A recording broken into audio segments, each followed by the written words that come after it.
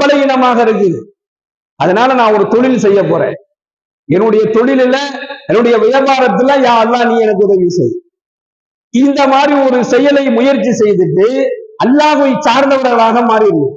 நல்ல பொருளாதாரத்துல நல்ல வியாபாரங்கள் நடக்குதுன்னு சொன்னா அப்ப கூட அந்த பொருளாதாரத்தை கொண்டு அந்த வியாபாரத்தை கொண்டு அல்லாஹ் சொல்லி கொடுக்கிறானே, நான் உங்களுக்கு வழங்கியதிலிருந்து உங்களுக்கு நான் அதிகமாக வழங்கி இருந்தால் நான் உங்களுக்கு வழங்கியதிலிருந்து நீங்கள் இல்லாத ஏழை எளிய மக்களுக்கு என்ன செய்யுங்க, தான தர்மம் செய்யுங்க.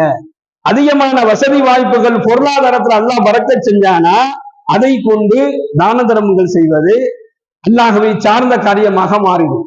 அதே போன்று பொருளாதாரத்துல வியாபாரத்துல குறை ஏற்பட்டுருச்சு, சரியான வியாபாரம் இல்லை, கடுமையான நஷ்டங்களும் கஷ்டங்களும் ஏற்பட்டா கூட நீங்க என்ன செய்யுங்க, அதற்காக வேண்டி புலம்பாதீங்க, நிராசை அடைஞ்சிடாதீங்க, கவலைப்படாதீங்க, சாபம் விடாதீங்க. ஸல்லல்லாஹு அலைஹி வஸல்லம் சொல்றாங்க, அல்லாஹ்வை மட்டுமே நீங்கள் சார்ந்து இருங்கள், யா அல்லாஹ் எனக்கு நீ உதவி செய். இந்த அல்லாஹ்வை சார்ந்து இருக்கக்கூடிய இந்த குணம் நிச்சயமாக என்ன செஞ்சிருவான், அல்லாஹ் உங்களுக்கு உதவியை செய்வான் என்பதாக நபிகள் ஸல்லல்லாஹு அலைஹி வஸல்லம் சொல்லி காண்பிக்கின்றார்கள். மூணாவது விஷயம் குர்பானி.